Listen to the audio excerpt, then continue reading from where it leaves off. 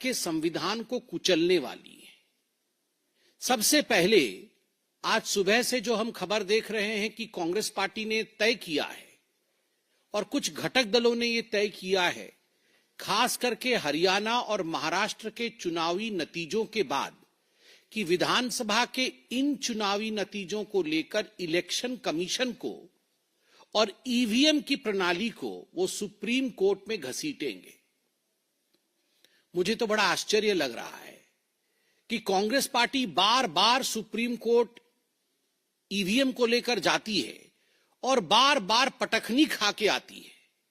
हर बार जब भी उसने इलेक्शन कमीशन को कोसा है, जब भी इलेक्शन कमीशन को सुप्रीम कोर्ट में खींचने की कोशिश की है, वहीं अगर फजीहत किसी की हुई है तो वो कांग्रेस पार्टी की हुई है।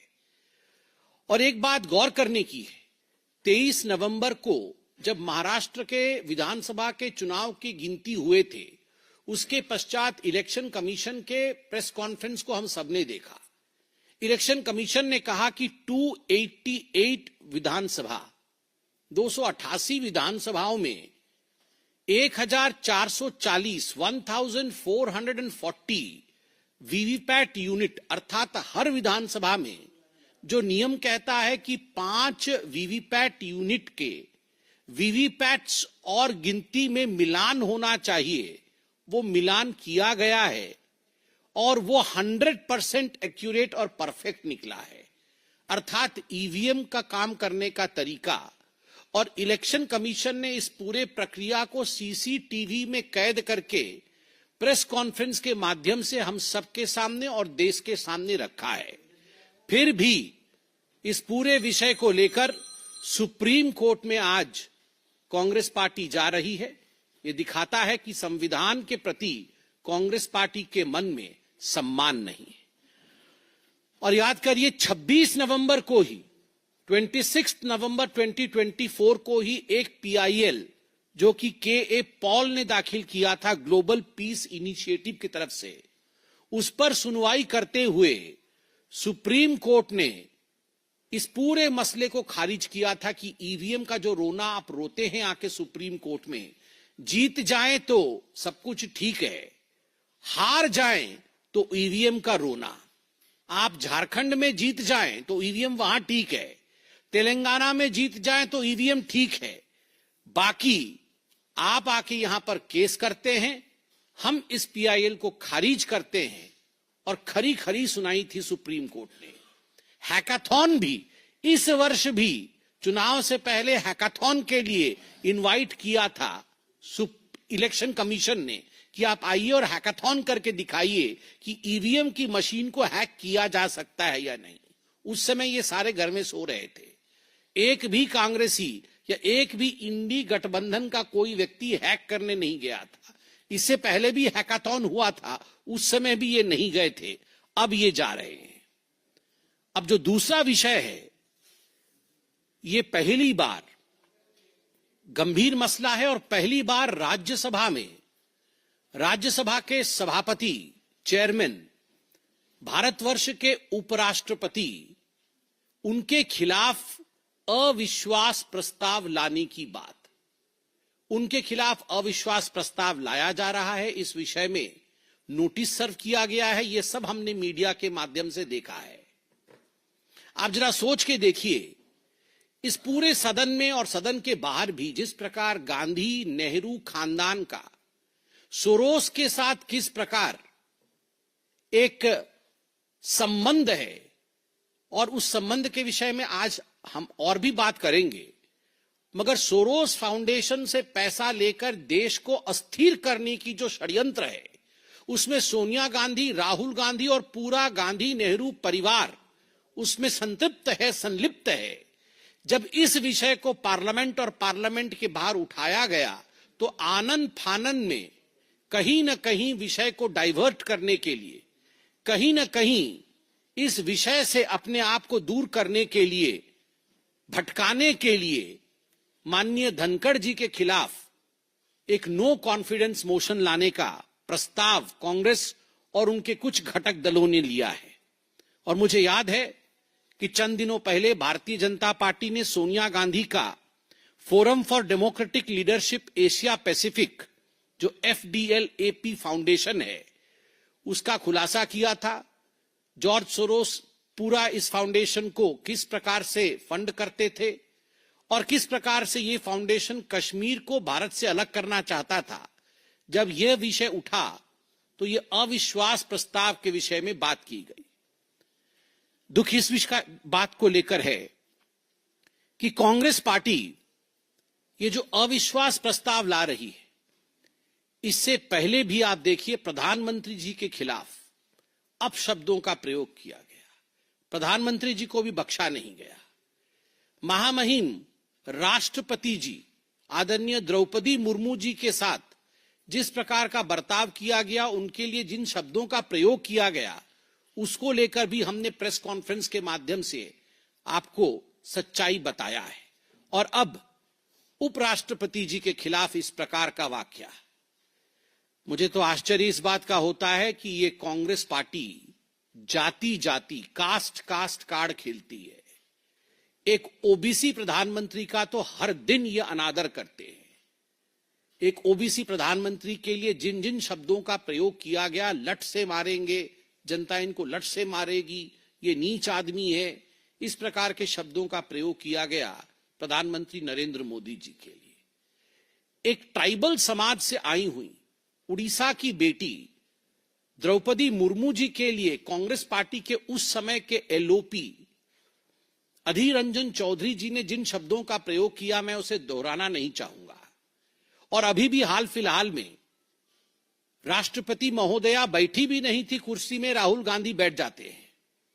उनके सामने खड़े होने की भी कर्टसी नहीं दिखाते हैं, सम्मान नहीं दिखाते हैं। और आज जाति के बात करने वाले एक साधारण किसान परिवार से आया हुआ किसान का बेटा जगदीप धनखड़ जी के विरोध में अविश्वास प्रस्ताव लेकर आना, ये किसका असम्मान है?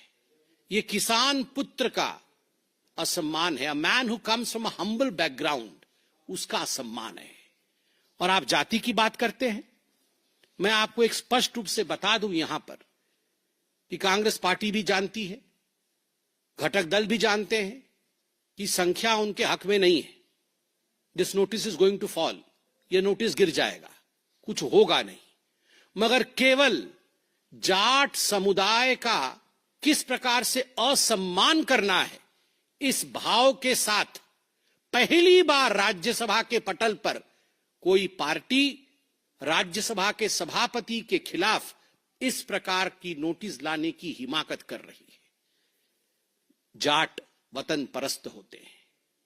जाटों ने अपनी खून बहाई है हिंदुस्तान की आजादी के लिए, हिंदुस्तान के लिए। आज आप एक जाट उपराष्ट्रपति के ऊपर इस प्रकार से आक्षेप लगा रहे हैं। आप उनको कहीं ना कहीं कलंकित करने की चेष्टा कर रहे हैं कि वो अपना काम ठीक से नहीं कर रहे हैं। मैं आपको बता दूं, एक किसान पुत्र, एक जाट कभी झुकता नहीं, वो कभी नहीं झुकेगा। और जाट का सम्मान सदैव हिंदुस्तान में बरकरार और अडिग रहेगा। बंधुगण, जहां तक ये सारे प्रकल्प, कहीं जाके PIL करना है, कहीं जाटों का अपमान करना है, उपराष्ट्रपति जी के खिलाफ बोलना है, ये सारा और सारा खेल केवल और केवल नेहरू गांधी परिवार को जॉर्ज सोरोस, ये जो गठबंधन हमने दिखाया है, इस चित्र से बचाने की कवायद है। और आज एक और खुलासा हुआ है। हमने तो खुलासा किया ही है OCCRP का, हमने तो खुलासा किया ही है फेडरेशन ऑफ डेमोक्रेटिक लीडर और सोनिया गांधी जी का, कश्मीर को किस प्रकार अलगाववाद के पथ पे ले जाने की जो चेष्टा थी। मगर आज खुलासा यह भी हुआ है कि फोरी नेहरू जो कि हंगेरियन थी, she was not Indian, Hungarian थी, और उनकी शादी BK नेहरू जो कि नेहरू जी के कजिन थे, जवाहरलाल नेहरू जी के कजिन थे BK नेहरू, और भारत के दूत थे, एम्बेसडर थे US में।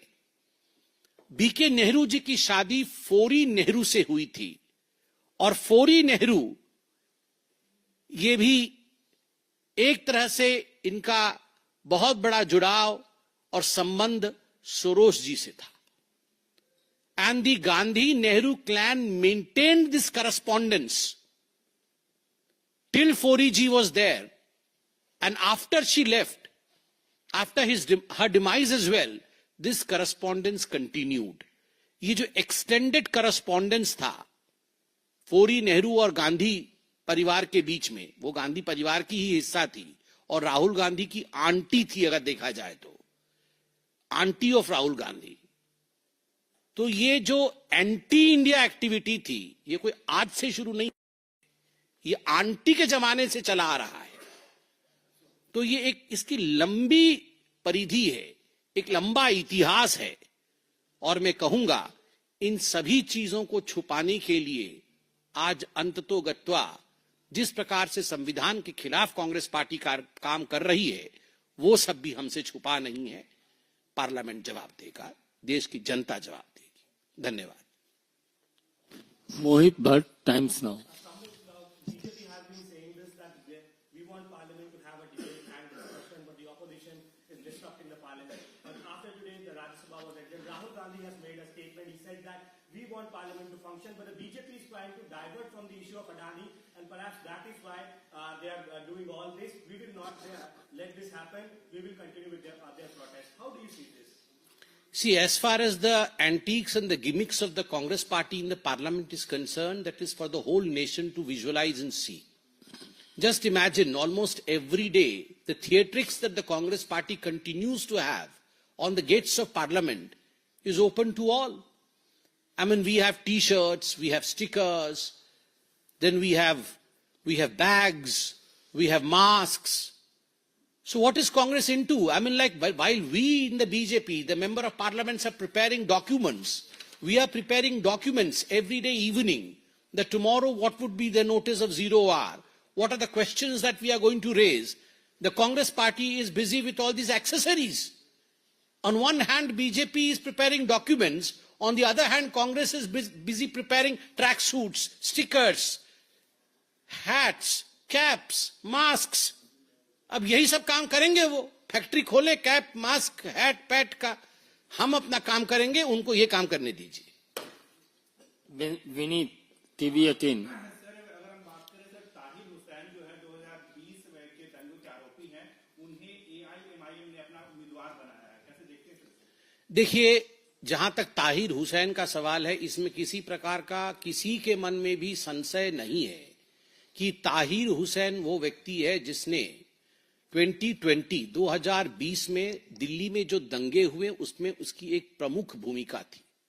तब ताहिर हुसैन आम आदमी पार्टी में थे और अपने घर के छत से किस प्रकार षड्यंत्र करते हुए, एक रचाया हुआ षड्यंत्र था, प्रीस्क्रिप्टेड षड्यंत्र था, उस षड्यंत्र के अंतर्गत हिंदू मुसलमान दंगे कराने का काम ताहिर हुसैन ने किया. अब ताहिर हुसैन सलाखों के पीछे है, मल्टीपल केसेस उसके खिलाफ चल रही हैं. आज तक वो सलाखों से बाहर नहीं आ पाया, मगर देखिए किस जल्दबाजी से AIMIM ने ताहिर हुसैन को टिकट दे दिया है. टिकट क्यों दिया है? ये जीभ चिढ़ाने के लिए दिया गया है हिंदुओं को. It is a message to tease the Hindus कि जिसने तुम्हें मारा, जो तुम्हारे खिलाफ है, हम उसको प्रमोट करेंगे. तो संदेश बड़ा साफ है. हम भी अपना संदेश दे दें, एक है तो सेफ है, एक है तो सेफ है, वरना ताहिर हुसैन जैसे लोग हिंदुस्तान के संविधान के साथ खिलवाड़ करने के पश्चात भी सलाखों के पीछे से रहकर देश की एकता को खंडित करने, उसे तोड़ने का पूरा प्रयास कर रहे हैं. और हम तो यह भी जानना चाहेंगे, इसमें उनके आका जिसने ताहिर हुसैन को जन्म दिया, अरविंद केजरीवाल जी का क्या कहना है, क्या मानना है, वो भी जवाब दे. पहले तो वो भी डिफेंड कर रहे थे ताहिर हुसैन को. आनंद.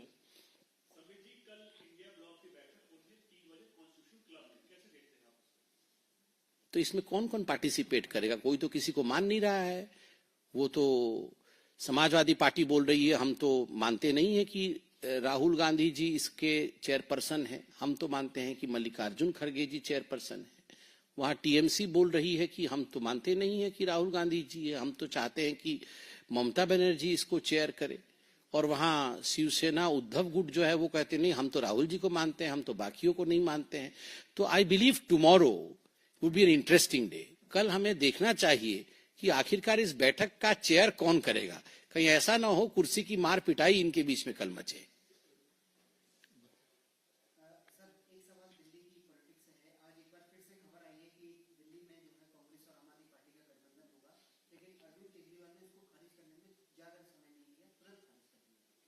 देखिए, जहां तक दिल्ली की राजनीति का सवाल है, आप कुछ दिनों से देख रहे हैं पूरी तरह से कंफ्यूजन में चल रहा है। सब जो आम आदमी पार्टी के नेता हैं वो अपनी अपनी सीटें बदल रहे हैं। जो मनीष सिसोदिया कभी पटपड़गंज से लड़ रहे थे वो जंगपुरा चले गए हैं। और अभी गठबंधन की बात नहीं हो रही थी, अब गठबंधन की बात हो रही है, फिर खारिज की जा रही है। जहां कंफ्यूजन होता है, आप याद रखिए, वहीं हार होती है। जहां स्पष्टता होती है, जीत वहीं होती है। भारतीय जनता पार्टी की स्पष्टता है, जीत भारतीय जनता पार्टी के साथ है। और जो कंफ्यूजन कांग्रेस पार्टी और आम आदमी पार्टी के बीच में है, स्वाभाविक रूप से दो चीजें हैं। गठबंधन नहीं हो रही है, इसका अर्थ है कि all is not well in INDI bloc. हो रही है तो आप खुल के बोलिए, इसका अर्थ है कंफ्यूजन की स्थिति है, हार की स्थिति है। इसमें बहुत अच्छा लिखा है अभी हमारे संजय जी ने भी। और मुझे बताना चाहिए, कांग्रेस और आप चोरी चोरी चुपके चुपके, तो ये चोरी चोरी चुपके चुपके, वैसे संजय जी आपने बता तो दिया, मैंने बताया, मगर चोरी चोरी चुपके चुपके ये अलायंस का खेल खेल रहे हैं या ये चोरी चोरी चुपके चुपके, तो चुपके चुपके चोरी चोरी, मतलब दोनों तरफ से हो सकता है, चोरी चोरी चुपके चुपके या चुपके चुपके चोरी चोरी।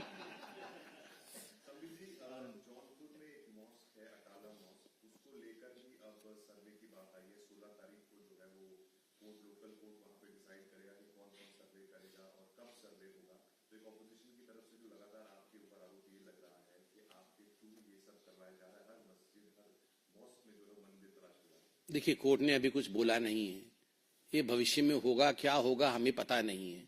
देखिए, हम ये राहुल गांधी की तरह तो मैं ज्योतिषी नहीं हूं, तो मुझे लगता है हमें इंतजार करना चाहिए कि कुछ कोर्ट कहेगी तो उसके बाद जो होगा हम जवाब देंगे।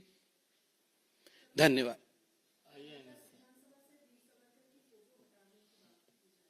कहां से?